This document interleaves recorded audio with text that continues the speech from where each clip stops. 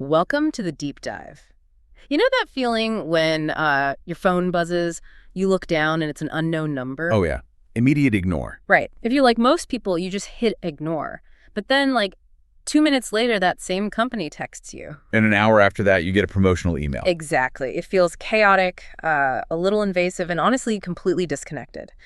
So today, our mission is to figure out exactly why that happens, and more importantly, how the smartest companies are actually fixing it behind the scenes. Yeah, we are unpacking a really fascinating shift in the business world today, pulling from this really in-depth brief prepared by Customer Dynamics. It's titled Death of the Dialer. Wow.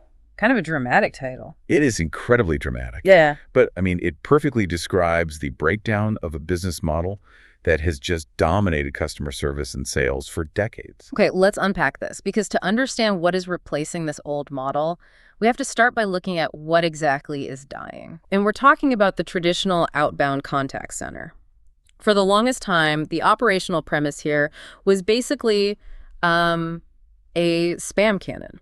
That is exactly what it was. You take a massive list of phone numbers, you load it into a machine, assign a floor full of agents, and you just dial as fast as mechanically possible. Yeah, the machine was the absolute center of the universe. It determined who got called, when they got called, and how aggressively. Which worked for a while, right? It did, yeah. To be fair, it worked in an era when the customer journey was strictly linear.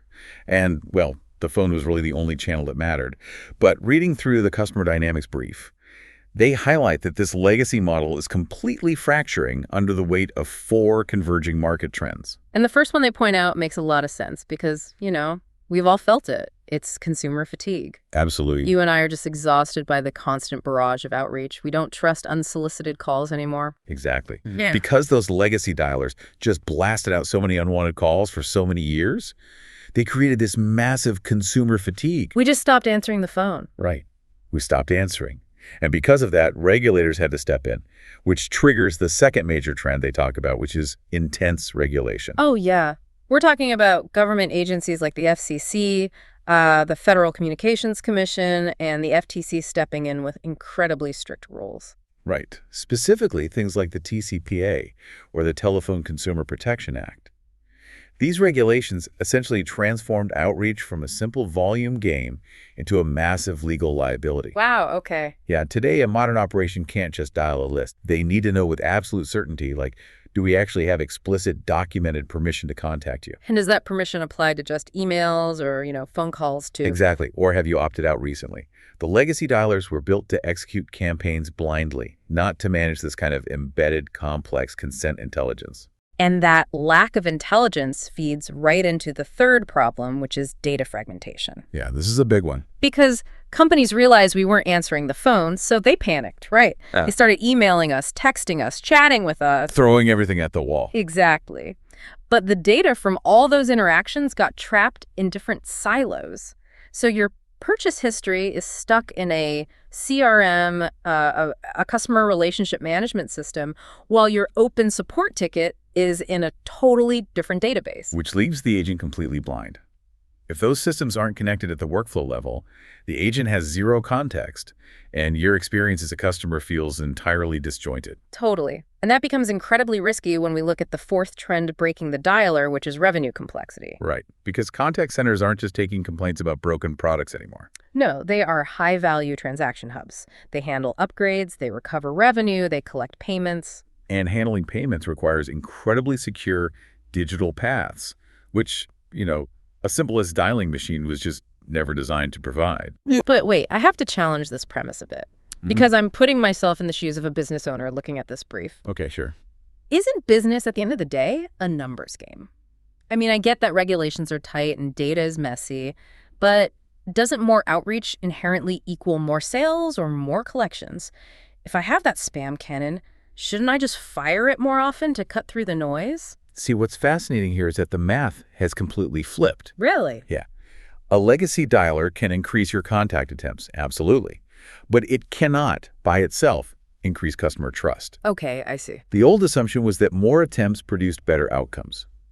The new assumption, and the data strongly backs this up, is that better timed, better contextualized, and strictly governed interactions produce better outcomes. So quality over quantity, essentially. Exactly. You can call a customer 10 times, but if you're violating a compliance rule or calling them while they're actively trying to pay a bill online, your outcome isn't just zero, it's negative. Oh. Yeah, you lose the customer and you potentially catch a massive regulatory fine. Which is where I was really struck by how customer dynamics approaches this problem. Because they have a product called Velocity that seems engineered specifically for this exact gap. Right, velocity is a great example of this shift. Instead of just firing the spam cannon blindly, Velocity actually shifts the operation into governed, prioritized outreach. It changes the fundamental mechanics of the outreach. So instead of just loading a static list, Velocity uses speed-to-lead protocols. Meaning what, exactly? So if you fill out a form online expressing interest in a product, the system instantly evaluates that level of intent and prioritizes getting an agent to you right then and there. Oh, that makes sense. Striking while the iron is hot. Exactly.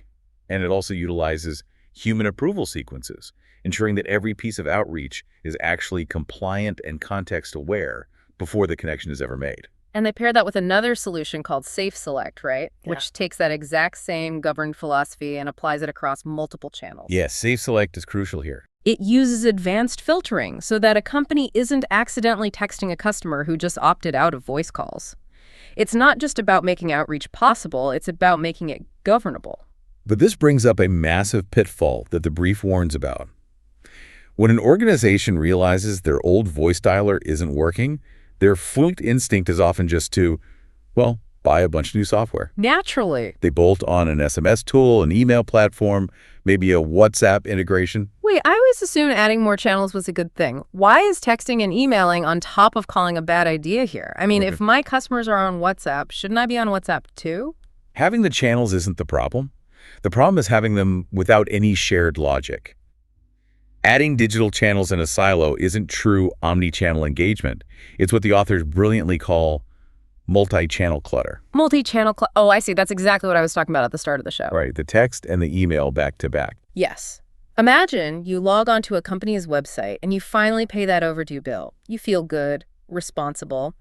But because their systems don't talk to each other in real time, 2 minutes later, you get an aggressive automated text demanding payment. Yep. And then 5 minutes after that, a live agent calls you asking for the exact same thing.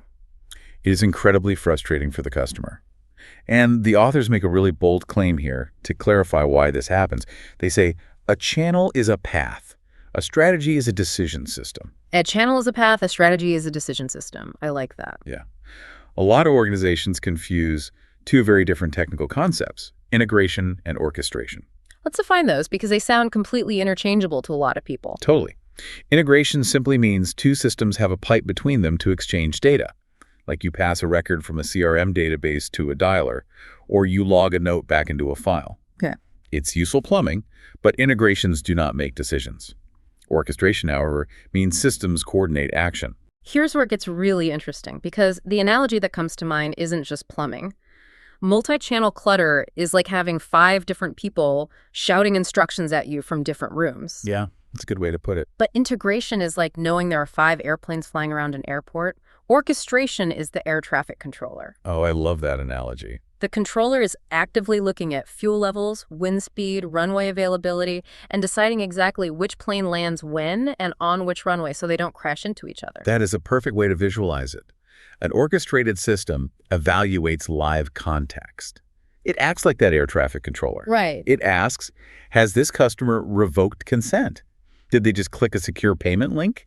Do they have an open dispute ticket? If voice isn't the best channel right now, should we send an SMS first or maybe wait an hour? It's thinking ahead. Exactly. Orchestration decides the smartest next move across all those different systems and compliance rules. And practically, how does that actually work under the hood? Because the brief mentions that Velocity supports massive campaign automation through deep API connections, Right. which are basically the digital bridges that let different software programs talk to each other directly. And it also highlights how Safe Select unifies voice, text, and email. But how does it prevent that multi-channel clutter we were just talking about? It does this through something customer dynamics calls human sequence selection technology. Let's look at the plumbing of how that works. Okay, let's hear it. The algorithm looks at a live data feed of customer activity. If the system sees that you just opened a billing email, the logic gate triggers. Oh, I see. It tells the system, do not call this person right now. They're reading the email, wait 10 minutes. If they don't click the payment link, then send a polite text message. It is literally an algorithm designed to prevent channel collision. So integration is the bridge, but orchestration is the brain deciding who gets to cross the bridge. Exactly. And if we connect this to the bigger picture, when you orchestrate channels this way, you force a fundamental shift in how the entire business operates. How so? You stop focusing on what the company is doing, which is usually running isolated campaigns, and you start focusing on what the customer is actually experiencing, which is a continuous journey. Right. This shift from campaigns to journeys feels like the core philosophy of the whole document. It really is. Because campaigns are all about activity. They're episodic. You load a list, you measure how many dial attempts you made per hour, and you call it a day. Yeah. Journeys, on the other hand, optimize for outcomes.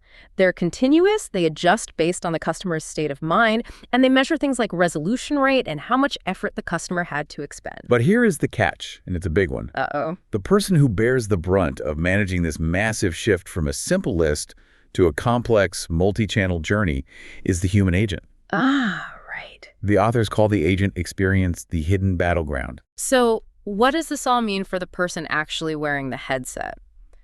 I want you, listening to this, to imagine you are that agent.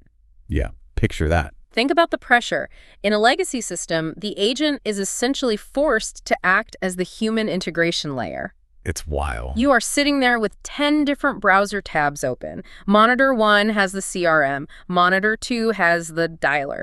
You have a compliance checklist taped to your keyboard. Literally taped. You are frantically trying to read a customer's entire history, copy and paste data between screens, remember constantly changing legal rules, all while a highly frustrated customer is yelling in your ear because they've been transferred 3 times. It is an impossible cognitive load. It's completely unsustainable.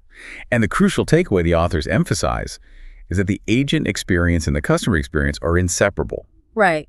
A confused, overwhelmed agent naturally creates a confused, frustrated customer. So how do we fix the battleground? Well, I noticed the source outlines a completely new framework to replace the old dialer. It's not just one piece of software, it's a 5-layer architecture. Let's walk through what these layers actually are. Sure, I can take the first few. Layer 1 is governance. This is the foundational intelligence. Okay. Knowing securely, before anything else happens, if you have legal permission to reach out to this specific person. Got it. Layer 2 is orchestration. That's our air traffic controller, deciding the absolute best next action based on context. Layer 3 is channel execution. This is the actual delivery mechanism, whether the system decides to use a voice call, an SMS, or a WhatsApp message. Okay, so that handles the decision-making and the outreach. What happens when the customer actually connects? That brings us to Layer 4, which is the agent workspace. In this new journey-centric world, the technology has to actively help the agent make better decisions, rather than just forcing them to keep up with the machine dialing at maximum speed. And this is where Customer Dynamics really brings it all together with a solution called E2DX. It's their agent workspace layer, and it is designed to completely unify the desktop. E2DX eliminates all that frantic system toggling we talked about. So no more 10 tabs. No more 10 tabs. Yeah. The agent has one interface. It brings the CRM context in natively, so when a call connects, the agent gets an immediate screen pop with all the relevant customer info. That's huge. It really is.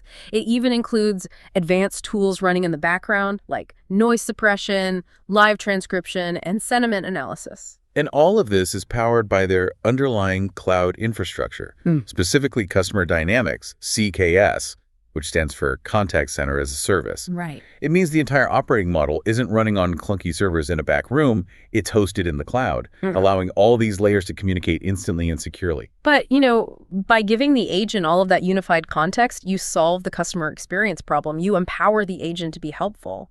But, and this is a massive but, you introduce a terrifying new problem for the business, risk. Ah, yes. This raises a very important question. Because modern contact centers are handling high-value transactions, they are dealing with incredibly sensitive data every single day. We're talking credit card numbers, bank account details. Exactly. And the brief makes a very strong point that compliance can no longer be a reactive bolt-on audit that you run at the end of the month to see if you broke the rules. Right. It has to be a proactive workflow design principle. They use the phrase, compliance is design, not delay. Which brings us to the fifth and final layer of that new architecture, secure transaction infrastructure. Yes. Payment standards, specifically things like PCI DSS, which is the strict security standard that major credit card companies force businesses to follow, are absolutely critical here. Let's look at the physical reality of legacy compliance to understand why this matters so much. In the old days, to reduce what auditors call PCI scope. Which is basically the footprint of your company that is exposed to sensitive data. Right. Exactly. So to reduce that scope, call centers had to go to extreme lengths. They literally had to ban cell phones on the call floor. Oh, wow. They instituted strict clean desk policies, meaning no pens or paper anywhere. So you can't even jot down a note? Nope. They had to use clunky software to manually pause a call recording right before the customer read their credit card number aloud, and then remember to unpause it afterward. Wow. So if an agent just hears a credit card number, the organization's risk profile instantly expands. Yep. One slip up, a number written on a sticky note or caught on a recording tape, and the company is completely liable for a data breach. It's a massive operational liability. Mm-hmm. So businesses face this tough paradox. You want to empower the agent to resolve the customer's issue on the first call, which almost always means taking a payment. Right. But to truly protect the company from a data breach, you actually need to take the payment process completely out of the agent's hands. And this was the biggest aha moment for me in the entire brief. Customer Dynamics solves this paradox with their C3 payment layer. Yeah, this part is brilliant. It is a secure transaction environment that allows agents to collect revenue without ever touching the sensitive data. How does the plumbing on that work, though? Like, how do you take a payment without taking the payment? It's actually so smart. Let's say you're on the phone with an agent to pay a bill. Instead of asking for your card number, the agent clicks a button in E2DX and sends a secure, unique payment link directly to your smartphone. Okay, while you're still on the phone. Yep, while you're still on the line. Yep. You open it, you are looking at a mobile-friendly portal, and you type in your own credit card info or authorize an ACH transfer. Which is just a direct bank-to-bank payment. Exactly. So the actual real-time processing happens on that separate secure portal. So the customer types their own info, the payment processes securely in the cloud, and the agent simply receives a real-time digital notification on their screen saying, payment cleared. Yeah. That is a massive operational win. Because the sensitive card information is kept entirely away from the agent and completely off the company's internal network, the liability effectively vanishes. Yeah, it's gone. It drastically reduces that PCI scope we talked about, while actually making the payment process feel much more modern and smoother for the customer. It perfectly embodies that idea of compliance as a proactive design choice, rather than an afterthought. Okay, we have covered a tremendous amount of ground today. You really have. We've gone from the breakdown of the old blind spam cannon dialers through the complexities of regulation and data, all the way to the rise of fully orchestrated, highly secure customer journeys. Yeah, and if we pull all these threads together, the central thesis of the Customer Dynamics brief is really profound. Death of the dialer doesn't mean voice calls are disappearing. People still talk on the phone. Right. What is dying is a very narrow, outdated idea. The idea that outbound business success is simply about dialing more records as fast as mechanically possible.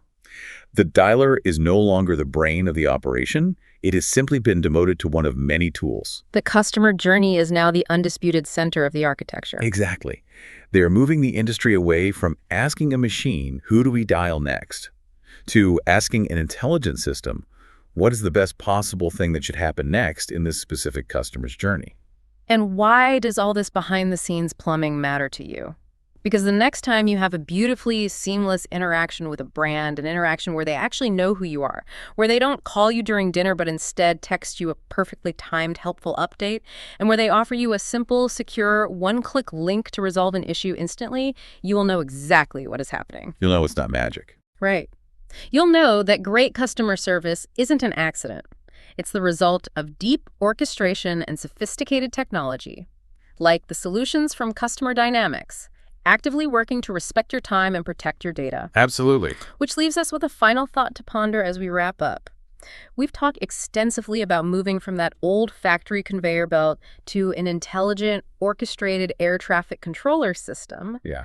But as journey orchestration becomes increasingly intelligent, predictive, and data-driven, will we eventually reach a point where customer service anticipates our friction so perfectly that the contact center actually solves our problems before we even realize we need to reach out? Oh, wow. If the orchestration engine knows the journey better than we do, maybe the next major evolution isn't just the death of the dialer, but the death of ever needing to wait on hold again.